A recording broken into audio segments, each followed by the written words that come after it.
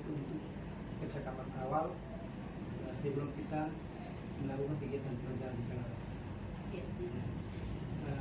Baik Ibu ya, materi apa yang akan disampaikan di kelas hari ini? Materi yang akan saya ajarkan di kelas hari ini adalah tentang teks laporan hasil observasi. Baik, tentang laporan teks hasil laporan teks hasil observasi. Ya. Nah, Ibu ya, sejauh persiapan Ibu, kira-kira hambatan apa yang Ibu alami selama proses persiapan? Selama proses persiapan saya untuk mengajar, hambatan yang saya alami itu saya berpikir bahwa pada materi kali ini siswa akan berpikir ke ruang lingkup yang lebih jauh tentang suatu pengamatan. Ya. Tetapi dari itu saya mencoba berpikir lagi. Saya akan mencoba menggiring siswa untuk membawa nalar cara berpikir mereka bahwa proses pengamatan itu tidak serumit yang mereka pikirkan. Proses pengamatan bisa terjadi di lingkungan sekitar mereka berada. Baik Ibu ya. Nah,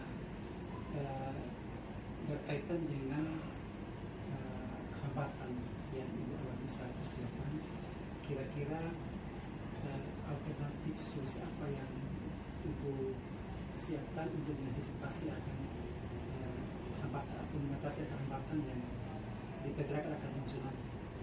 Alternatif yang sudah saya siapkan yaitu berupa pertanyaan-pertanyaan pemantik, pertanyaan-pertanyaan penggali motivasi dan nalar siswa. Yaitu saya akan bertanya, apakah mereka pernah melihat bunga mawar? Bunga mawar identik dengan keseharian mereka. Dari situ saya akan menggiring mereka melakukan satu pengamatan sederhana tentang bunga mawar, dan mereka akan terjerumus ke dalam materi kali ini, yaitu observasi, mengamati sesuatu yang memang identik dengan kenyataan dan berada di lingkungan sekitar mereka. Ya, baik Ibu ya. Jadi sejauh pengamatan saya dalam diskusi awal ini bahwa Ibu ya sudah punya persiapan, sudah mengetahui tentang atau sudah mengetahui dengan jelas tentang masalah yang akan dialami atau amati alami saat proses persiapan. Kemudian Ibu juga sudah punya solusi atas masalah atau hambatan itu. Kira-kira menurut Ibu ya, misalnya dari antara misalnya level 1 sampai 10, kira-kira Ibu ada di level berapa menurut Ibu? Saya berada di level 9. Ya, baik Ibu. Jadi terima kasih untuk persiapan kita atau persiapan awal memasuki kegiatan pembelajaran nanti. Dan harapan saya dalam kegiatan pelajaran ini kira-kira ya dengan motivasi semangat Ibu bisa tidak 9 tapi bisa sampai atas 10. Amin. Ya. Terima kasih Bapak. Dan untuk proses pendampingan ini, saya harap dalam proses pendampingan Bapak bisa memberikan usul saran, masukan untuk proses pembelajaran ke depannya.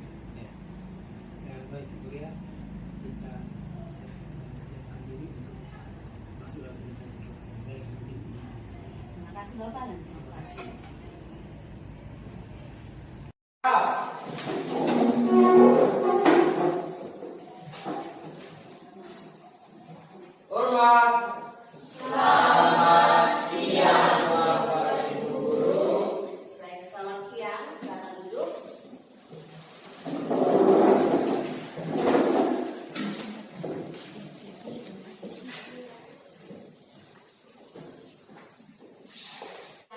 Di hari ini,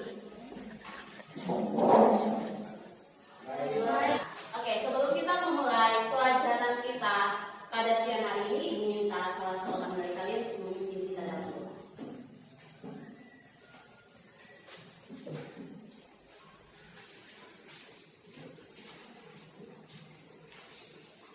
Bapak Ibu Guru dan teman-teman, sebelum kita memulai materi kita pada siang hari ini, mari kita segera dalam kita berdoa. Terima kasih. Terima kasih. Dua tahun yang saya kehadiran kalian hari ini. Nama itu Aprian Utatoin. Ya, sebelum memulai pelajaran kita akan merenggangkan otot dan otak kita di siang hari ini. Cukup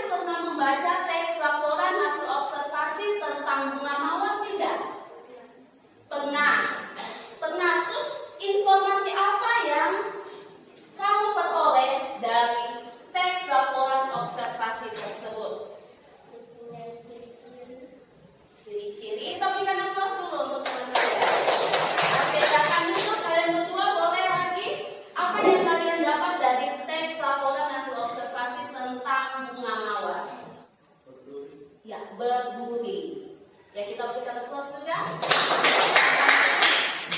Materi kali ini kita akan memahami informasi berupa gagasan, pikiran, pandangan, arahan, dan pesan dari teks laporan hasil observasi.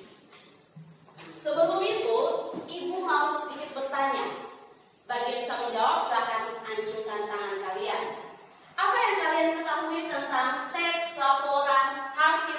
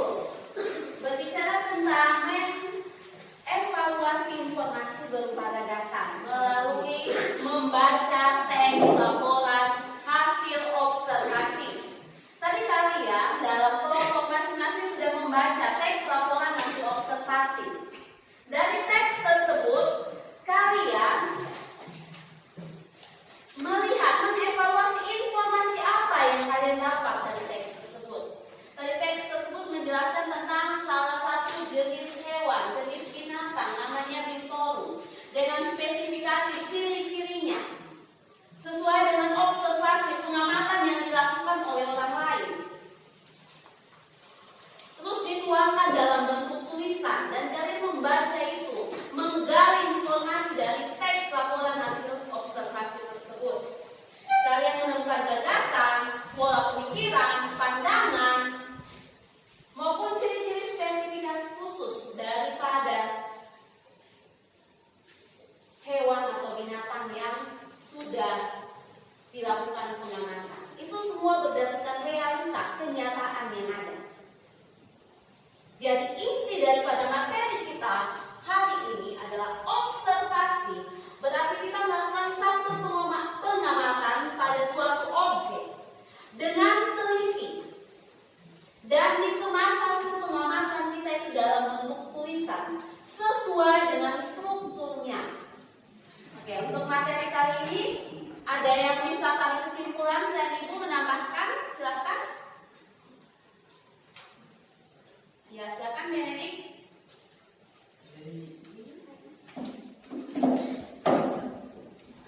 Jadi kesimpulannya, ya, itu teks laporan hasil observasi itu teks yang berisi penjelasan atau melakukan sesuatu berdasarkan hasil pengamatan. Terus teks laporan hasil observasi juga memiliki struktur. Yang pertama judul, terus klasifikasi umum, terus yang ketiga deskripsi bagian dan manfaat. Teks laporan hasil observasi juga memiliki ciri-ciri. Yang pertama itu dia berupa fakta, terus yang kedua dia bersifat objektif, global dan universal, tidak subjektif. Oke, kita berikan tepuk tangan dulu. Pertemuan berikutnya kalian akan menampilkan suatu teks laporan observasi berdasarkan pengamatan kalian sendiri. Jadi kalian pulang ke rumah, kalian lihat salah satu objek, terus kalian tentukan objek ini saya mau amati. Dibuat dalam satu susunan perangkat sesuai dengan materi pembelajaran kita hari ini. Sekian pelajaran kita hari ini. Untuk menutup kegiatannya, kita semua akan kembali ke rumah kita masing-masing. Dan tentunya kita meminta dukungan daripada Tuhan satu orang pun kita dalam waktu. Silakan.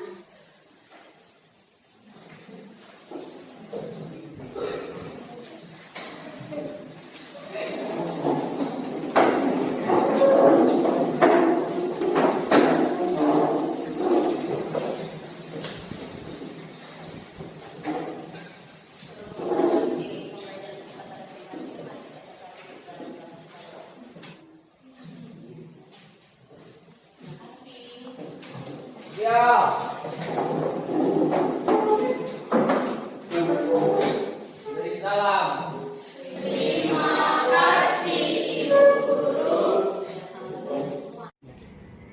Selamat siang, kita bertemu lagi pada siang hari ini dalam sesi baca observasi tentang kegiatan pembelajaran atau kegiatan observasi yang telah dilaksanakan di kelas. Di sini saya tidak sendiri, saya bersama dengan seorang ibu guru, ada Ibu Ria dan saya sendiri Pak Wilfried.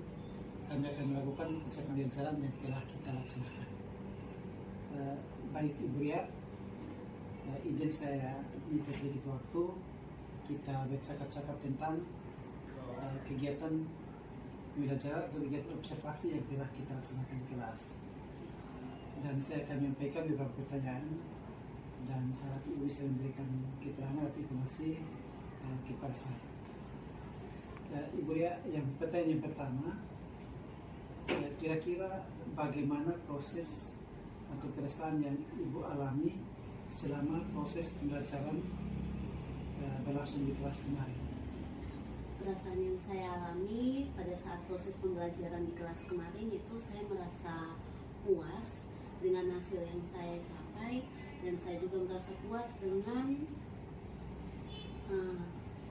respon atau timbal balik dari siswa yang saya.